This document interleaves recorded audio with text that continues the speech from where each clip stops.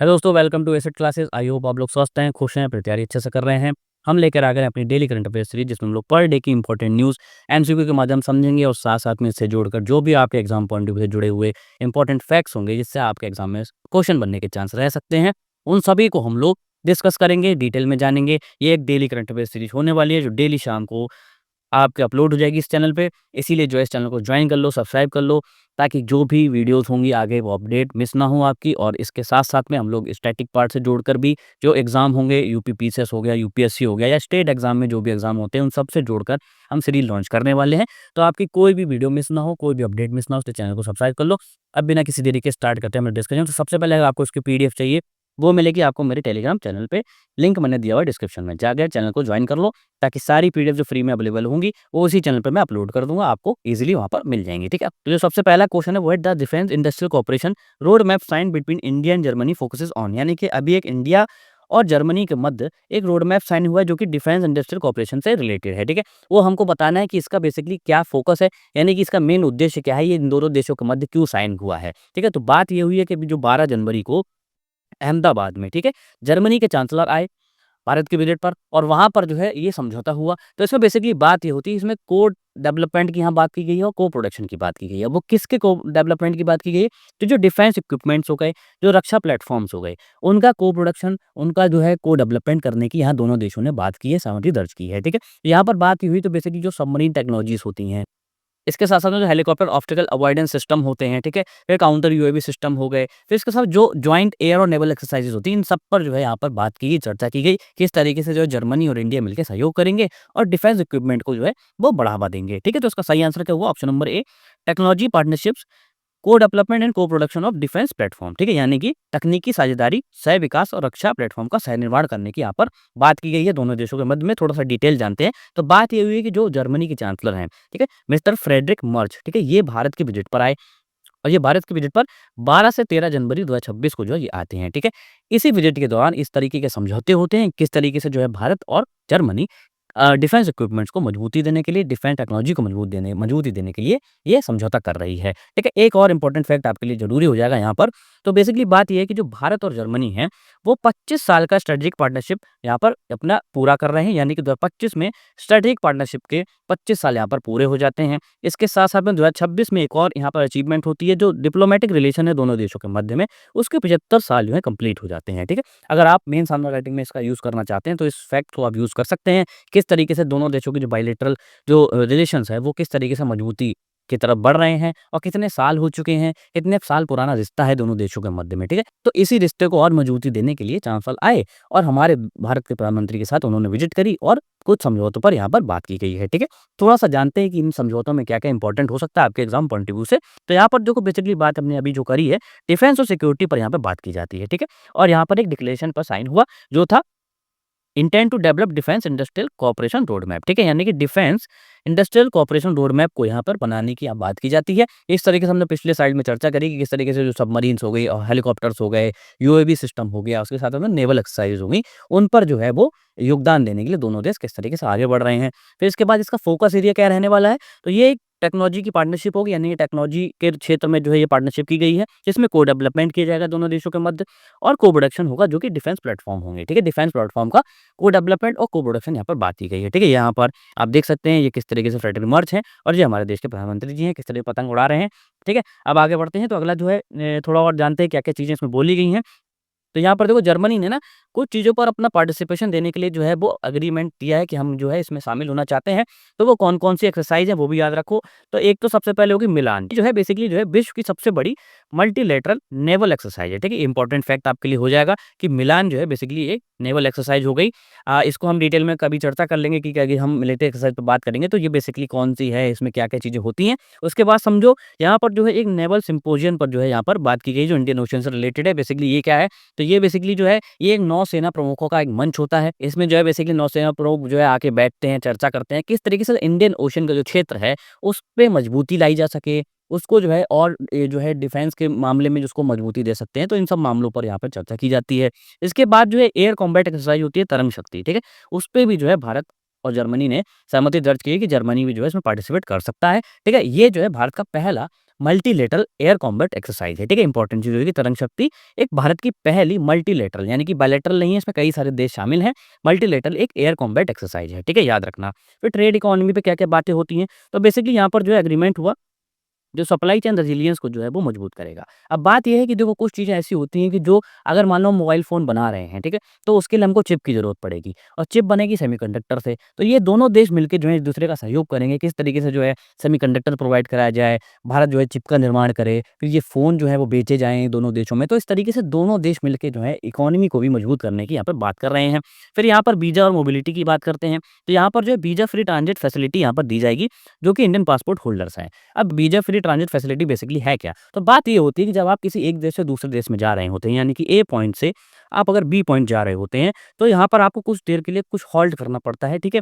यानी कि अगर आप सी पॉइंट पे हॉल्ट करना चाह रहे हैं, तो क्या होता है कि उस देश में आपको वीज़ा फ्री वहाँ पर होल्ड करने को मिल जाएगा, रुकने को मिल जाएगा। ऐसा नहीं कि आपको वहाँ पे वीज़ा लेने की ज़रूरत पड़ेगी, ठीक है? सपोज़ अगर आप इंडिया से आप अमेरिका जा रहे हैं, तो आपको दुबई में जो है हॉल्ट लेना है, तो हॉल्ट बेसिकली आपको मिल जाएगा। आपको बिना किसी फ़ीस के, बिना किसी वीज़ा के आप वहाँ पर रुक सकते हैं ताकि आप दूसरी फ्लाइट में ऑन बोर्ड कर सकते हैं, ठीक है? तो ये बेसिकली ट्रांज़िट फ्री एक वीज़ा सिस्टम यहाँ पे लेके आए हैं दोनों देश। ये किस तरीके से दोनों देश जो हैं, वो मिलके इस क्षेत्र में आगे बढ़ सकते हैं। इसके बाद जो है जो इंडो पैसिफिक कंसल्टेंट मैकेनिज़्म पर जो है बात की जाती है, यानी कि जो इंडियन ओशन रीजन है, उसको किस तरीके से मजबूती दी जाए, उसमें रक्षा क्षेत्र में किस तरीके से बढ़ावा दिया जाए, ताकि जो है ये क्षेत्र मजबूती के साथ आगे बढ़ सके। इसमें किसी भी तरीके के डिफेंस के जो मैकेनिज़्म की ज़रूरत पड़ती है, वो ये दोनों देश साथ में मिलके कर सकते हैं, तो ये सारी चीज़ें यहाँ पर इंपॉर्टेंट हैं। इसके साथ-साथ में हायर एजुकेशन को जो है इसमें बढ़ावा दिया गया है, किस तरीके से जो आईआईटी के जो छात्र हैं, वो जर्मनी जा सकते हैं, ठीक है? वहाँ जाकर जो है वो सीख सकते हैं, टेक्नोलॉजी को सीख सकते हैं, ठीक है? नई-नई चीज़ों को, इनोवेशन को सीख सकते हैं, तो ये सारी चीज़ें जो है हायर एजुकेशन को प्रमोट करने की भी इसमें बात की गई है। तो ये सारी बातें थी इस जो एग्रीमेंट से रिलेटेड, जो विज़िट हुई है जर्मनी के चांसलर की, सारे पॉइंट्स मैंने डिस्कस करे हैं। ये सारे पॉइंट आपके लिए एग्ज़ाम पॉइंट ऑफ व्यू बहुत ज़रूरी हो सकते हैं। अब बढ़ते हैं अगले क्वेश्चन की तरफ, तो अगला सवाल है कि as per government data India's fish production in 2024-25 is approximately यानी कि सरकारी आंकड़ों के अनुसार 2024-25 में भारत का मछली उत्पादन कितना हो गया है? अभी बेसिकली जो है हमारी जो सरकार है गवर्नमेंट ऑफ इंडिया, उन्होंने एक डेटा पब्लिश किया है, तो वो बेसिकली है फिश प्रोडक्शन से रिलेटेड कि अब हमारा जो फिश प्रोडक्शन है वो कितना बढ़ चुका है, ठीक है? तो यहाँ पर कुछ कंपैरिज़न भी किया गया है कि पिछले 10 साल में जो है कितना बढ़ा है। तो अभी लेटेस्ट जो डेटा हमारे सामने आया है, उसमें बताया गया है कि जो भारत का जो फिश प्रोडक्शन है, वो 198 लाख टन हो चुका है, ठीक है? आपके लिए बहुत ज़्यादा इंपॉर्टेंट एक फैक्ट हो सकता है क्योंकि अगर आप यूपी पीसीएस के एग्ज़ाम में जाएँगे, तो इस तरीके से सवाल आपको देखने को ही मिलेगा। आप प्रीवियस ईयर पेपर उठा के देख सकते हैं कि इस तरीके से जो है एग्रीकल्चर डेटा प्रोडक्शन डेटा आपसे हमेशा पूछा जा रहा है, ठीक है? तो ये इंपॉर्टेंट सवाल है आपके लिए 198 लाख टन आपका टोटल जो है फिश प्रोडक्शन हो चुका है। थोड़ा-सा डिटेल और जानते हैं क्या-क्या चीज़ें आपके लिए इंपॉर्टेंट हो सकती हैं। सबसे पहले जानो तो इंडिया जो है वर्ल्ड का सेकंड लार्जेस्ट फिश प्रोड्यूसर बन चुका है। यानी कि भारत जो है दूसरा मछली उत्पादन देश बन चुका है। ये एक इम्पॉर्टेंट फैक्ट हो जाएगा। इससे आपसे सीधे डायरेक्टली सवाल पूछे जा सकते हैं। या तो आपको स्टेटमेंट वाइज़ दे देगा या फिर आपसे डायरेक्टली पूछ सकता है कि भारत का फिश उत्पादन में कौन-सा स्थान है? तो आपको लगा देना है दूसरा स्थान है, ठीक है? इसके बाद हम बात करते हैं कि अगर हम ग्लोबल प्रोडक्शन की बात करते हैं, तो भारत का जो फिश प्रोडक्शन है वो 8% है ग्लोबल प्रोडक्शन का। यानी कि पूरे वर्ल्ड में जितना भी फिश प्रोडक्शन हो रहा है, उसमें 8% योगदान हमारे भारत के फिश प्रोडक्शन का है। एक इम्पोर्टेंट डेटा ये भी हो गया आपके लिए। फिर इसके बाद हम बात करते हैं तो बेसिकली जो ये जो फिशरी सेक्टर है, यानी कि जो फिश प्रोडक्शन एक्टिविटीज़ हैं, ये ऑलमोस्ट जो है वो 3 करोड़ जो है मछुआरों को जो है वो लाइवलीहुड प्रोवाइड करती हैं, ठीक है? ये भी इम्पोर्टेंट चीज़ हो गई। इसके बाद अगर हम थोड़ा-सा और इम्पोर्टेंट डिटेल में जाते हैं, तो बेसिकली हम थोड़ा-सा कंपैरिज़न देख लेते हैं कि किस तरीके से जो है हमारा प्रोडक्शन बढ़ चुका है। तो यहाँ पर बात की गई है कि जो हम फाइनेंशियल ईयर 2013-14 की अगर हम बात करते हैं, तो उस टाइम पे हमारा फिश प्रोडक्शन कितना था? 25.79 लाख टन था, ठीक है? लेकिन अब बढ़ के कितना हुआ है? तो अगर हम फाइनेंशियल ईयर 2024-25 की बात करते हैं, तो ये हो गया है 197.75 लाख टन हो गया। ऑलमोस्ट 100% की यहाँ पर ग्रोथ देखने को मिल रही है, जो पिछले 10 सालों में हुई है, ठीक है? इम्पोर्टेंट हो गया। और मोस्ट इम्पोर्टेंट फैक्ट आपके लिए, तो बेसिकली जो फिशरी सेक्टर का जो कंट्रीब्यूशन है, ठीक है? वो 7.43% है, जो ग्रॉस वैल्यू एडिशन में एग्रीकल्चर का जो पार्ट है, यानी कि जीवीए में एग्रीकल्चर सेक्टर के जो सबसे ज़्यादा कंट्रीब्यूशन देता है एग्रीकल्चर सेक्टर में, वो देता है फिशरी सेक्टर। कितना देता है? वो 7.43% यहाँ पर देता है, ठीक है? इंपॉर्टेंट फैक्ट हो गए। सारे फैक्ट आपके लिए बहुत ज़रूरी हैं एग्जाम पॉइंट ऑफ व्यू से, जो कि आपको याद रखने ही रखने हैं। यहाँ पर आप देख सकते हैं कि 198 लाख टन हमारा फिशरी प्रोडक्शन हो चुका है। इंपॉर्टेंट था। अगला सवाल बढ़ते हैं। तो wild Fyers recently erupted in which region of Argentina, यानी कि हाल ही में अर्जेंटीना के किस क्षेत्र में जंगल में आग लगी है। बेसिकली जो है वाइल्ड फायर होती है, जो जंगल में आग लग जाती है, बहुत ज़्यादा ही जो है एक भयावह स्थिति बन जाती है। किस तरीके से जंगलों में आग लगती है, एक पेड़ से दूसरे पेड़, दूसरे पेड़ से तीसरे पेड़, ये रोकना बहुत मुश्किल होता है। तो अभी बेसिकली बात ये हुई है अर्जेंटीना के जो पैटागोनिया रीजन है, ठीक है, उसमें जो है यहाँ पर आग लगी है जंगलों में। तो ऑप्शन नंबर सी इसका सही होगा। पैटागोनिया जो रीजन है अर्जेंटीना का, यहाँ पर जो है जंगलों में आग लगी। इंपॉर्टेंट चीज हो गई। सबसे पहले अर्जेंटीना के बारे में जान लो, तो इसकी कैपिटल कौन सी हो गई, ब्यूनस आयर्स हो गई। क्यों चर्चा में रहा है, तो ये बेसिकली जो यहाँ पर वाइल्ड फायर इरप्ट हो गई है। आपके लिए प्लेसेस इन न्यूज से सवाल बन सकता है, अक्सर बनते आए हैं। तो इसको हम थोड़ा सा उसी पॉइंट ऑफ व्यू से समझेंगे कि आपका जो प्लेसेस इन न्यूज वाला जो सवाल होते हैं वो थोड़े से क्लियर होते चलें, ठीक है। तो पैटागोनिया बेसिकली एक डेजर्ट है जो कि अर्जेंटीना में पाया जाता है, ठीक है। ये जो है अर्जेंटीना का लार्जेस्ट डेजर्ट है, ठीक है। और अगर हम वर्ल्ड लेवल पे बात करते हैं तो ये 8th लार्जेस्ट डेजर्ट है इन द वर्ल्ड, ठीक है। इंपॉर्टेंट चीज हो गई। इसके टोटल एरिया की अगर हम बात करते हैं तो ऑलमोस्ट जो है 6,73,000 स्क्वायर किलोमीटर इसका पूरा एरिया है, ठीक है। इसकी लोकेशन कहाँ हो गई, तो ये अर्जेंटीना के सदर्न पार्ट में आपको देखने को मिलेगा, ठीक है। यहाँ पर आप देख सकते हैं कि किस तरीके से जो ऑरेंज कलर का आप देख रहे हैं, ये बेसिकली जो है पैटागोनिया डेजर्ट है। ये इंपॉर्टेंट चीज हो जाएगी। मैप के साथ साथ अगर आप देखते चलेंगे तो आपके जो है एक मेमोरी में जो बैठ जाएगा और आप इसको इजीली लगा सकते हैं। अगर आपसे लोकेशन पूछ सकता है कि इसके बाउंड्री पूछ सकता है कि इसके नेबर में कौन सी चीज़ पड़ सकती है या फिर इसके आसपास क्या-क्या एक्टिविटीज़ होती हैं, तो ये आपको यहाँ पे पता लग जाएगा किस तरीके से यहाँ पर जो सदर्न पार्ट है अर्जेंटीना का, वहाँ पे जो है ये आपको देखने को मिलेगा पैटागोनिया डेज़र्ट, ठीक है। इसकी बाउंड्रीज़ की बात कर लेते हैं तो इसके वेस्ट साइड में अगर हम देखेंगे तो एंडीज़ माउंटेन आपको दिख जाएगा। अगर हम ईस्ट साइड में देखते हैं तो यहाँ पर जो है अटलांटिक ओशन आपको देखने को मिलेगा। इंपॉर्टेंट एक चीज़ हो गई, ठीक है। ये सारी चीज़ें इंपॉर्टेंट थी। बढ़ जाते हैं अगले सवाल की ओर। The Uttar Pradesh regional AI impact conference 2026 was hosted in which city, यानी कि उत्तर प्रदेश क्षेत्रीय एआई इम्पैक्ट सम्मेलन 2026 किस शहर में आयोजित किया गया था। अभी बात ये हुई है कि एआई इम्पैक्ट समिट होने वाली है फरवरी में, ठीक है। लेकिन उससे पहले कुछ रीजनल समिट भी आयोजित की गई हैं, ठीक है। तो उसी में जो है यूपी में भी अभी रिसेंटली एक समिट आयोजित की गई जो कि थी एआई इम्पैक्ट समिट, ठीक है। तो इसको कहाँ पे आयोजित किया गया है, तो वो किया गया उत्तर प्रदेश की राजधानी लखनऊ में जो है इसको आयोजित किया जाता है, ठीक है। थोड़ा सा देखें डिटेल में, तो बेसिकली इसको जो है India AI, ministry of information और टेक्नोलॉजी ने, उसके साथ-साथ में जो गवर्नमेंट ऑफ उत्तर प्रदेश है, इन तीनों ने मिलके जो है इसको आयोजित किया था, ठीक है। कहाँ पे किया है? लखनऊ में किया है। कब से कब तक किया है? तो 12 से 13 जनवरी 2026 में जो है इसको आयोजित किया जाता है। डेट भी थोड़ा-सा इंपॉर्टेंट हो सकते हैं आपके एग्ज़ाम पॉइंट ऑफ व्यू से, क्योंकि पीसीएस में, यूपी पीसीएस में अगर आप देखेंगे तो डेट्स से रिलेटेड क्वेश्चन भाई बन ही रहे हैं, तो इसको थोड़ा-सा डिटेल में समझ लेना और थोड़ा-सा मेमोराइज़ करने की भी कोशिश करना, ठीक है। और बेसिकली अब यहाँ पर देखो बात ये है कि ये जो एआई इम्पैक्ट समिट हुई है, आपके मन में सवाल आ रहा होगा ये क्यों हुई है? तो यहाँ पर देखो जैसे नाम से समझ में आ रहा है एआई इम्पैक्ट, यानी कि एआई के इम्पैक्ट पर यहाँ पर बात की जा रही है। किस तरीके से जो मैनकाइंड है उस पर जो है एआई का एक पॉजिटिव इम्पैक्ट पड़े, ताकि जो है हम एआई को अच्छे से यूज़ कर सकते हैं। किस-किस चीज़ में यूज़ कर सकते हैं, तो गवर्नेंस में हम इसको यूज़ कर सकते हैं। किस तरीके से जो गुड गवर्नेंस का जो कॉन्सेप्ट है उसमें एआई के इस्तेमाल से जो है हम लोगों की हेल्प कर सकते हैं, ठीक है। जो हमारा जो प्रशासन है उसको मजबूत कर सकते हैं। इसके साथ में जो पब्लिक सर्विस डिलीवरी होती हैं, उसको हम मजबूत कर सकें, ठीक है? इसके साथ में जो इंडिया एआई मिशन है, उसके साथ में जो है हम अलाइन कर सकते हैं, ठीक है? ये सारी चीज़ें इंपॉर्टेंट हो गई। अब ये चीज़ इंपॉर्टेंट इसलिए भी थी क्योंकि हमने अभी बात करी पिछले स्लाइड में कि इंडिया एआई इम्पैक्ट समिट होने वाली है, ठीक है? जो कि होगी नई दिल्ली में कब से कब तक 16 से 20 फरवरी 2026 को ये आयोजित होने वाली है, ठीक है? इसमें बेसिकली वही बात की जा रही है कि किस तरीके से एआई का इम्पैक्ट होना है, ठीक है? उससे पहले क्या हुआ है, उससे पहले एक इम्पोर्टेंट ये बात याद रखना कि ये जो समिट है ना, ये national series of 8 regional AI impact conference की है। यानी कि इससे पहले 8 रीजनल एआई इम्पैक्ट समिट होनी थी, ठीक है? तो वो कहाँ-कहाँ होनी थी, ये आप स्क्रीन पर देख सकते हैं कि यहाँ पे जो है इसको आयोजित किया गया है। तो इसी का एक पार्ट था जो यूपी में अभी आयोजित किया जाता है, ठीक है? तो ये इंपॉर्टेंट चीज़ होगी आपके लिए। यहाँ पर आप देख सकते हैं किस तरीके से इसका जो है लोगो है, किस तरीके से जो है इसका पोस्टर है, ठीक है? इंपॉर्टेंट चीज़ थी। अब बढ़ते हैं अगले सवाल की ओर। तो यहाँ पर एक्सरसाइज सांझा शक्ति conducted by the Indian army is best described as, यानी कि भारतीय सेना द्वारा आयोजित साझा शक्ति अभ्यास किस प्रकार का अभ्यास है?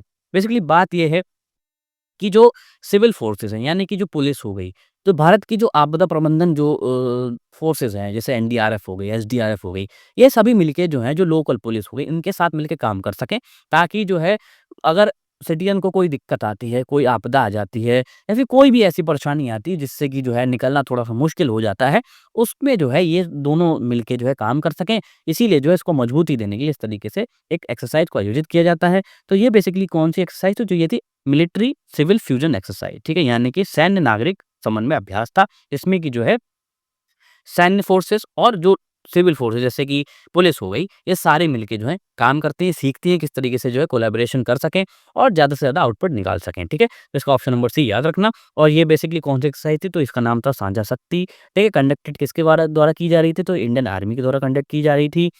किस टाइप की है? तो जैसा हमने बात करी, मिलिट्री सिविल फ्यूजन एक्सरसाइज है ये। लोकेशन कहाँ पे थी? तो डिगी हिल्स रेंज में, ठीक है? कमांड कौन-सा था? सदर्न कमांड यहाँ पर था, ठीक है? किन राज्यों के अंडर में ये की गई है? तो जो महाराष्ट्र, गुजरात और गोवा के एरिया में ये की जा रही है, ठीक है? इंपॉर्टेंट चीज़ हो गई। मेन ऑब्जेक्टिव जैसे हम बात करें कि strengthen coordination between armed forces and civilian agencies, ठीक है? इनके बीच में जो है समन्वय बढ़ाना, ताकि जो है आउटपुट मैक्सिमम आ सके और जल्दी से जल्दी रिस्पॉन्स आ सके। अगर कोई भी ऐसी एक्टिविटी आती है, कोई भी ऐसी डिजास्टर आता है, उसमें हम लोग जल्दी से जल्दी मैक्सिमम रिस्पॉन्स कर सकते हैं, ठीक है? इंपॉर्टेंट चीज़ है। अगला सवाल पे है, who won the UN secretary general's award 2025 for advancing gender inclusive peacekeeping, यानी कि लैंगिक समावेशी शांति स्थापना के लिए संयुक्त राष्ट्र महासचिव पुरस्कार 2025 किसे प्रदान किया गया है? तो इसका सही आंसर होगा option number A, major Swati Shanta Kumar ji को यह अवार्ड मिला है। यहाँ पर आप इनकी इमेज देख सकते हैं, ये है मेजर स्वाति शांता शांता कुमार, ठीक है? इनको जो है ये यूएन सेक्रेटरी जनरल अवार्ड मिला है, जो कि जेंडर इंक्लूसिव पीस कीपिंग की बात करते हैं, यानी कि यहाँ पर जो है महिला और पुरुष की समानता की इन्होंने बात करी है। इसीलिए जो है जो यूएन सेक्रेटरी हैं एंटोनियो गुटरेस, ठीक है, उन्होंने जो है ये पुरस्कार इनको प्रदान किया है। इंपॉर्टेंट चीज हो जाएगी, ये आप इनकी इमेज देख सकते हैं। और इनकी एक इनिशिएटिव थी इक्वल पार्टनर लास्टिंग पीस, यानी कि अगर दोनों पार्टनर में यानी कि महिला और पुरुष में एक बराबर का समन्वय रहेगा, तो हम जल्दी से जल्दी शांति को प्राप्त कर सकते हैं, हमें किसी भी तरीके की दिक्कत नहीं होगी, ठीक है? तो इसीलिए ये इनिशिएटिव को ध्यान में रखते हुए यूएन के द्वारा इनको ये पुरस्कार दिया गया है। अवार्ड्स एंड ऑनर्स का एक बहुत इंपॉर्टेंट सवाल हो सकता है आपके लिए। बढ़ जाते हैं अगले सवाल की ओर। Virat Kohli became the second highest run scorer in international cricket by surpassing which of the following players, यानी कि विराट कोहली अंतर्राष्ट्रीय क्रिकेट में दूसरे सबसे अधिक रन बनाने वाले बल्लेबाज बन चुके हैं। उन्होंने किस खिलाड़ी को पीछे छोड़ा? अभी Virat Kohli basically international cricket में, यानी कि जिसमें वनडे, टेस्ट क्रिकेट, टी20 मिलाकर इनने सबसे ज़्यादा रन बना दिए हैं।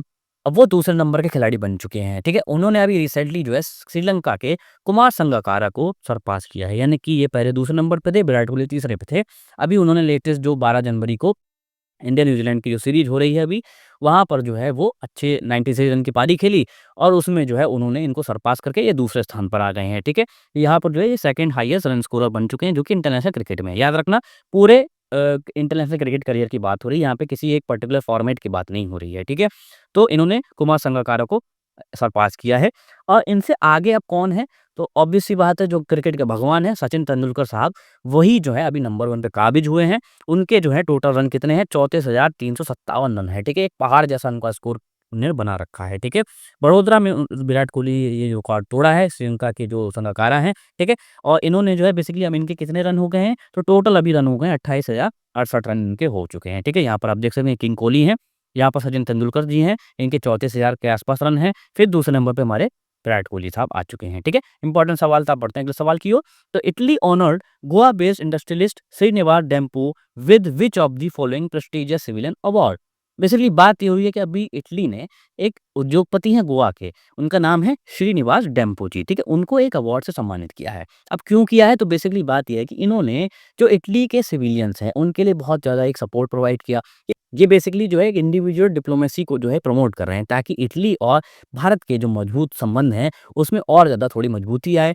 इसलिए जो है ये ध्यान में रखते हुए, इनके कंट्रीब्यूशन को ध्यान में रखते हुए इटली ने इनको ये अवार्ड दिया है। तो ये अवार्ड था order of the star of Italy, ठीक है? ऑप्शन नंबर बी याद रखना।